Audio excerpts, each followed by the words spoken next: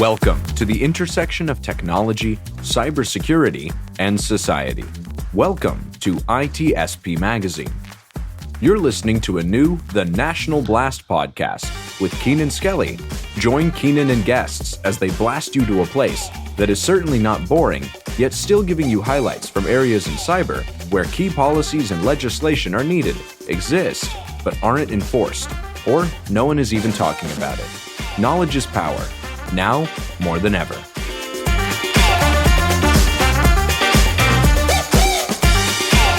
Hey everyone, it's Keenan Skelly, the host of the National Blast. We, as always, have a wonderful guest here. His name's Mike. Mike is going to tell us a little bit about himself and what we're going to talk about today. Okay. Hey, Keenan, how you doing? Nice to be asked to speak with you today.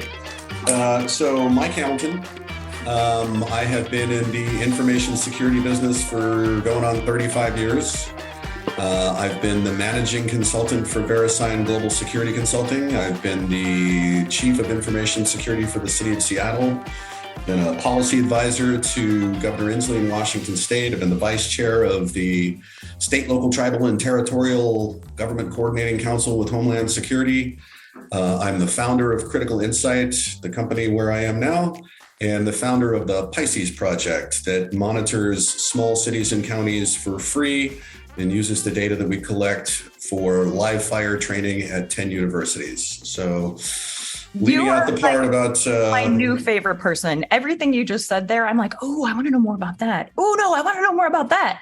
Wait till I tell you about the organized crime part, because that's a really interesting story. Love it. Well, now you have to tell us. You just have to go ahead and tell us about that story before we even get started, because everyone's Okay. All right. So back in the mid-90s, I found that I was unintentionally at first working for these guys who were basically the mafia in the San Fernando Valley in California. Wow. And one thing led to another, and I decided that it was really not a good idea to work with these folks anymore, largely because I got hauled into a 4-hour interview with special agents from the IRS, SEC, and FBI and rolled over on them. Then I guess you could say I fled to Arkansas and worked at Walmart headquarters on the Y2K project and got picked up by a startup called Gardent. While I was in Arkansas, I let my driver's license expire. I lived in a hotel for 6 months and I fell off the radar. Gardent relocated me out to Seattle, and my wife and I got an apartment and another apartment, and then we bought a house. And 3 days into the house, FBI, hey, we'd like you to testify against these. I really don't want to do that. So I guess it's interesting. There's a lot of things I left out in there, but it was pretty I would hope so. Yeah. That is an interesting story. Okay. And what we're going to talk about today is election security, because this is on my mind a lot. And I think increasingly, as we're watching the elections unfold now, primaries are almost over. We got stuff coming up in November. I think this is an interesting thing to be hitting. It really is. And especially, we're looking at primaries right now, and already we see people coming out and claiming the votes are not going correctly, that there is some kind of fraud happening, that there isn't any security. What do you think about that? I mean, I feel like we had a pretty solid standing, from Chris Krebs and how CISA did in 2020 and how protected it was. And we've been doing, election villages. We've been doing all of this work with state and local. Why do you think it is people are still really wrapped up in the security piece, and what are we doing about it?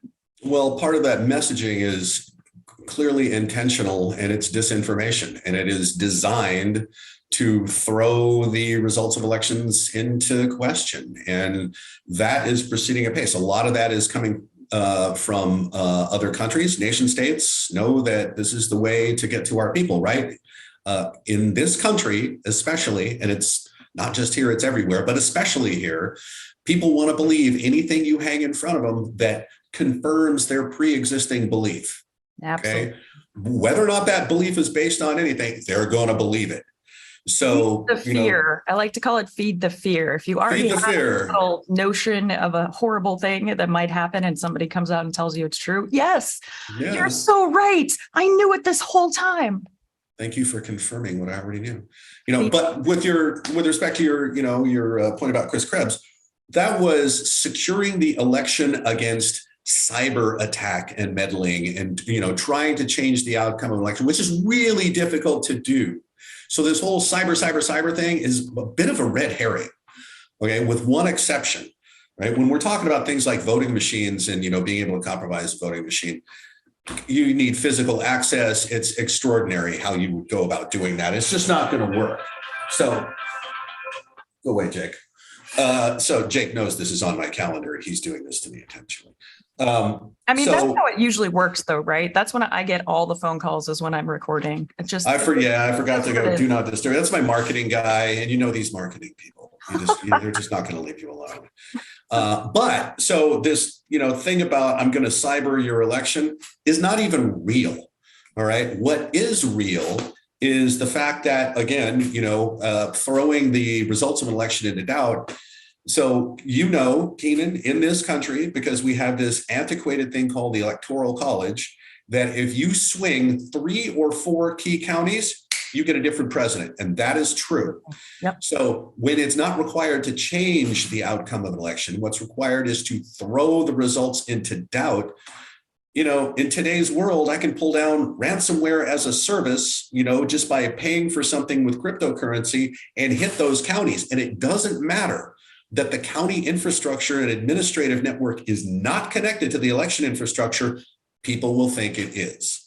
So this is what I think is, this is a big fear of mine as we come into the next elections. Cybering an election, changing votes, changing the source code in machines to retabulate, that's all BS. I couldn't agree with you more on this. I've said this for the last year, and I think we're still in a place in the United States and honestly globally where we don't really recognize the fact that a lot of our data is already out there on the dark web. It is. There are no records left to steal. There are no records left to steal. Your information is out there. So if, let's say, a particular party or candidate wants to know who voted a certain way in an election, they can pretty easily get that information with some money and talking to the right people. So there is a really easy way for them to identify the people who they want to target, just like you're saying in terms of counties, all the way down to individuals. And that's really scary when you think about it. But it also means that we have to do a better job with teaching the folks who are at the election, doing the election work, election workers, and just, mass media, that this is how this works. And you can't do anything but possibly be swayed by somebody who is lying to you, which is the bigger thing here, right? I mean, disinformation.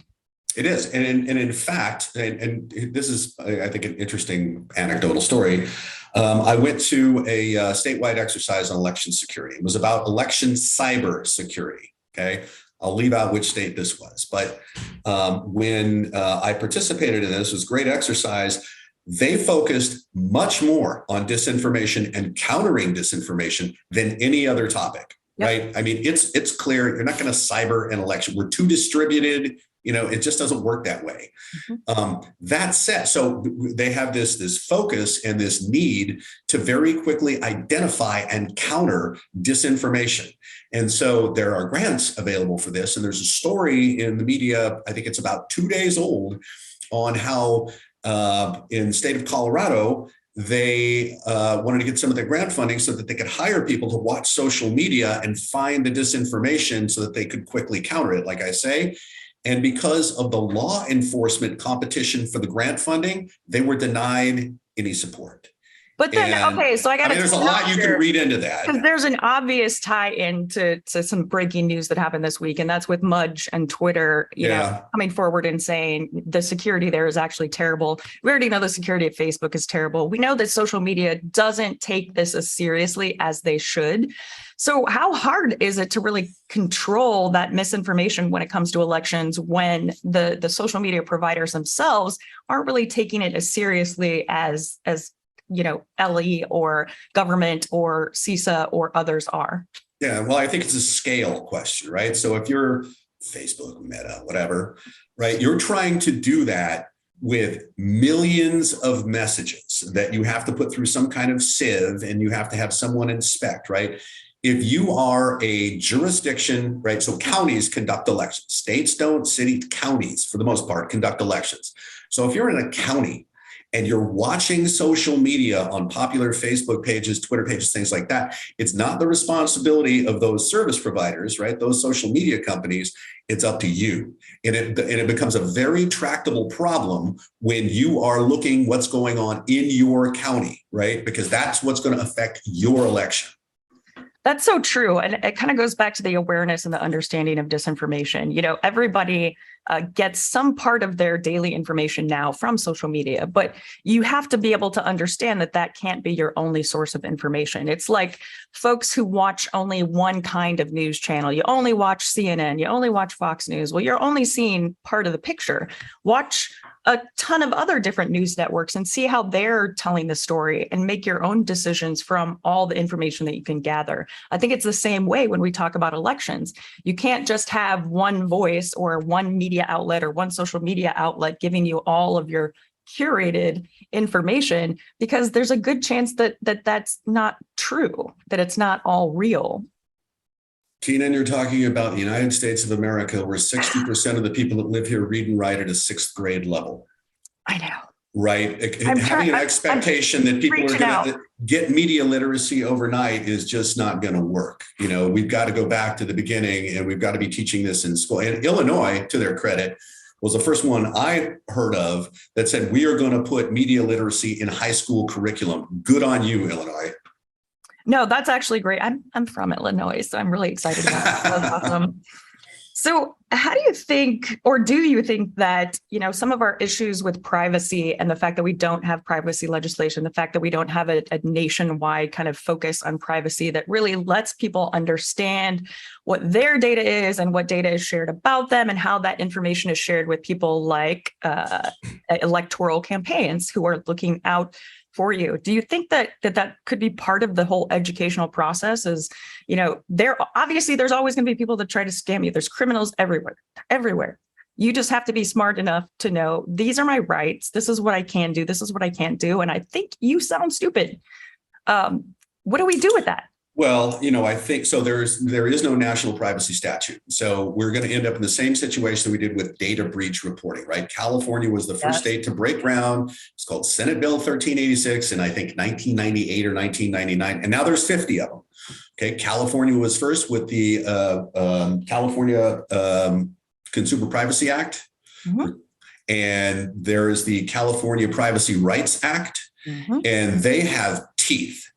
And so, and it's very interesting that if there's an unauthorized disclosure of your personal data, your PII, your privacy information, that there is no requirement to prove that you were harmed by that. The fact that the data was disclosed is enough standing for you to take that to court. And so there are, you know, the new generation of ambulance chasing attorneys is now watching for privacy violations and putting together class actions. So using a stick like that, you know, eventually we get the kind of regulation, not from the government, not from the federal government, but we get these, you know, huge fines that you're going to incur. And so people are going to start, you know, behaving better on how they move this stuff around.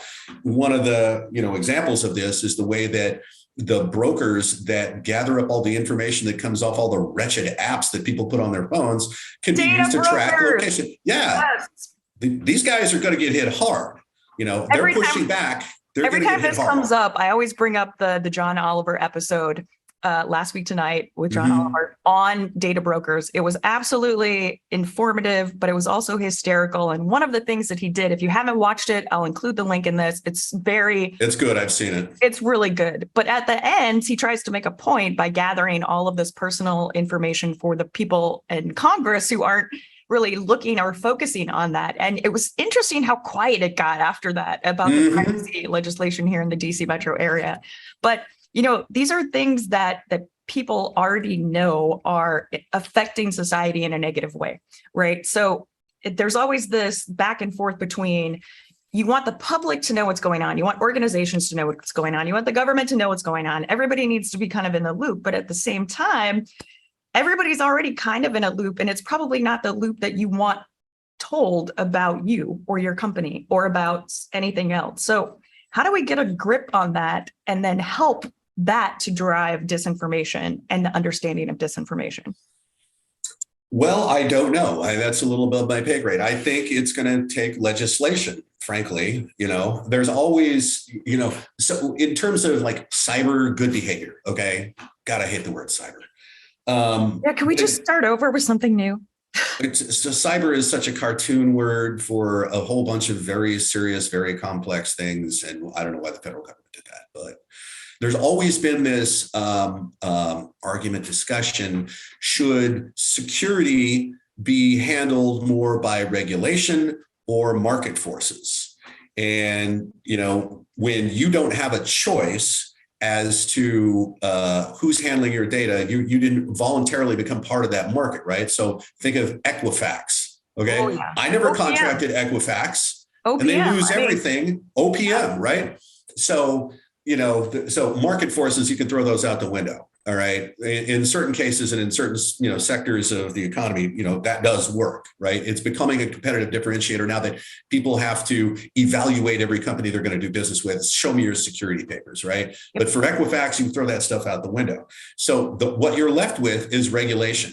So to your question, how do we get to that point? The government's going to have to step in and they're going to have to start pulling out the stick. And that is happening right now. So number one, with these privacy statutes and this whole business about, you don't need to demonstrate harm to have standing. There's also the Federal Trade Commission is on the warpath right now. Oh, they with this are. False Claims Act business, right? Yep. So you lose a bunch of my data. And Federal Trade Commission pops in and says, you told everybody that you really take this seriously and that you were compliant with regulatory. It turns out you're not. Yep. So we're pulling out a can of whoop ass, and here's the size of the check you're going to need to write. Okay, so those things are going on, and eventually, but at we're going to get there. Like if we're talking about big, multinational companies, so what? We got a $2 million fine. Big deal. Some of these fines are a fraction of your revenue. Some of these fines are a fraction of your revenue, right? That's what California did. So they're not messing around. That's good. But going back to this, election thing here, right? So yes, disinformation is something that we are concerned about. Natural disasters are something we are concerned about. Fires in California, floods, frankly, in the entire southern United States right now, the failure to retain the technical resources that are needed to pull off an election, right? A lot of IT people say, I'm punching out of the workforce, or I'm going to go over here, I'm going to do something better. And it's hard to get people to work, especially in the public sector in IT, right? Oh, yeah. Even more importantly, the threats of violence that are coming against election workers and volunteers means there's not going to be anybody to staff an election. So you got to ask the question, what's plan B? We get wiped out by a tornado, a flood, a hurricane, a fire. We can't find people to work. How do you pull off an election? And what seems obvious to me, but gets, really disparaged by the academic community, is this thing called UOCAVA voting. Have you ever heard of this? It's the Uniformed and Overseas Citizens Absentee Voting Act, UOCAVA, okay? Everybody who's in the military votes this way if they're deployed overseas. Expatriates, all people traveling, they all do it this way, and it's been done this way for a long time. This is a statute of the United States. The way this works is basically like DocuSign. You mark a ballot, okay, in your browser, and then that ballot is transmitted over to the jurisdiction that you're voting. It's printed, and then it's counted. There's a paper trail. There are integrity checks along the way. But if you bring this up to anybody in the academic community, they recoil in horror when they hear the word computer. And we've got to get over this. This is not about perfect security. There's never going to be perfect security. This is about risk management, okay? Do you drive a car? Preach. I'm sorry, preach. Risk management. Yes, I drive a car.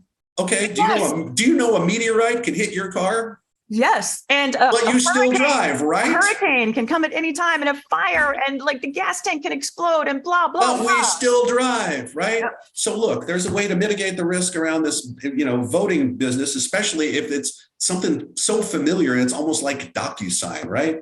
So, again, the academic community is doing us all a disservice with this insistence on 100% security, even voting machines have an allowable error rate. Okay, come on, you guys. I almost feel, a long time ago, I used to do election official duties in my county, and really great experience to learn about what actually happens and how everything kind of works out and shakes out on the floor, and what the election workers are doing and what the people are doing. I kind of feel like that should almost be a class or a part of social studies as you're growing up. Civics. Mm-hmm. Yeah. So that you can understand how that process works and have some kind of basic understanding of how our elections work in this country outside of what you see on Facebook or Twitter or whatever news station that you watch, because it's very enlightening and it's very important to understand that. But if you have no real experience in that, or you have no understanding of truly the fact that it's the counties that run elections, it's not, the federal government that's doing anything. It's, if you don't know, you don't know. Yeah. Well, and if you don't, so I'm in Washington State. We only use mail-in voting. That's it. Okay. And everybody like freaking out about the ballots and the mail-in stuff. And oh my God, more people voted than we wanted to, get over it, you guys. We're just laughing at you. This works really well. There are checks along the way. Are exceptions. They're minute percentages of maybes that happened, or people disinformation saying this happened when it didn't happen. Well, yeah, that's the evidence that's been held up for all of this. All these claims is some dude said. That's it. That's the evidence. And I'm using finger quotes for everybody on the podcast. That is not evidence. Nope. Fact, evidence, and proof have definitions. I'll go ahead and include those in the write-up for the podcast too, just in case anybody's curious. No, you're totally right. And I think, I lived in another country for a long time, and what at the time was considered a second world country. And elections there are horrifying. They're absolutely horrifying. There are so many different candidates. And when you go stand in the polling line, there's a good chance you might get shot, because that's how they do elections there. And it really pains me on the inside to see America coming to this point, the United States coming to this point where we can't just handle a very fair election. We can't just say, okay, it is what it is. We lost this time, but we're going to do this. And that says something much bigger to me about the society that we live in and kind of the road that we're headed down. And that scares the shit out of me. I don't know about you. What do you think about it? No, it does. And it has to do with the way that we kind of set up the country in the beginning, which is not the country that we have now, right? Like this electoral college business, and the fact that, there's 2 senators for every state. Even if the state only has 3 residents, right? You still get the same number of senators that California does. Yep. All right. So really, the people that are in Congress right now were elected by a minority of our population. Yep. All right. And that minority is doing everything it can to hang on to that status. Yep. So that's why, we're ending up with all these laws that say, okay, 1 drop box per county. Even you're a rural county in Texas, or you are Harris County, where Houston is, right? You imagine. So that could be a difference between 5 ballots and 5 million ballots. Exactly. Right. So all this chicanery going on, really, it's all about preserving this infrastructure that has allowed minority rule, and I hate to say it that way, but that is a clear-eyed observation. Oh, I totally agree with you. So if you could talk to Congress right now, like everybody, and say, look, you guys are jacked up. Here's what you need to do. Like, put away your petty differences and here's what you need to do. What would that be? What would those top 3 things be? National mail-in voting. Now to just vote by mail. Okay. We don't need to have, election day be a holiday, or, any of the other ideas that would try and, increase turnout and stop, the preventing people that, for example, got to work a 9-to-5 job on voting day, and can't get away from the job. Right. These things are so easily overcome by looking at the model of, Washington. I think Utah does mail-in voting. Colorado, not California. But only that's all they do. And it works. And you can prove every time there's an election, there's an audit, and they can say, yeah, this was exactly what we expected. It worked fine. All of our integrity checks and our security checks worked perfectly. So that it's an easy fix. Yep. Anything else? National voting, mail-in out of soapbox, I guess. You're off. Did you just step off your soapbox? Don't do that. No, I'm not having stepped off, but I'm running out of soapbox. Oh, okay. So I think, that absolutely. But I also think addressing the Electoral College is a big issue that this country needs to really. Yes. Affirmative action for red states. Yeah. So how would you shuffle up the Electoral College if you had, this magic wand? Oh, I don't know. That is not something I put any thought into. I would just get rid of it, right? I mean, you want to have, frankly, whoever gets the most votes wins. Right? Should be simple. Sounds crazy. That sounds like crazy talk. Yeah. This whole bit about electors and we see where this is going, what got tried, what's probably going to get tried again. There's a case before the Supreme Court in the next, session that's going to deal with this. Yep. That's where the whole trajectory is just bad. It could all be solved by just going, hey, look, we just do elections by mail. We have all of these checks in place. You get a barcode. Hey, barcode doesn't match. Ballot goes in the bin, right? This stuff is not that hard to pull off. There are states that have been doing it for a very long time, very successfully. So, all of this recoiling that people are doing about mail-in voting is because they get hit with disinformation, and that's what they want to believe. Yep. No, I agree. I mean, if you can do all of your paperwork and receive your driver's license or ID card in the mail, which you can now, in most states, why is voting different? Hell of a question. Because people want the entrenched infrastructure to stay what it is. That's why. Yeah, forget about that. Rallying against that. No Congress, no. All right. This was such a great chat. You have to come back. I mean, I'd love to. I got all kinds of opinions I'll share. I love it. Opinions are my favorite. So you have to come back, but this was really an amazing episode, and I'm so glad that you came on. We're going to talk more about the Mafia story offline and try to share what I can. But I think it's wonderful. So thank you for joining me today.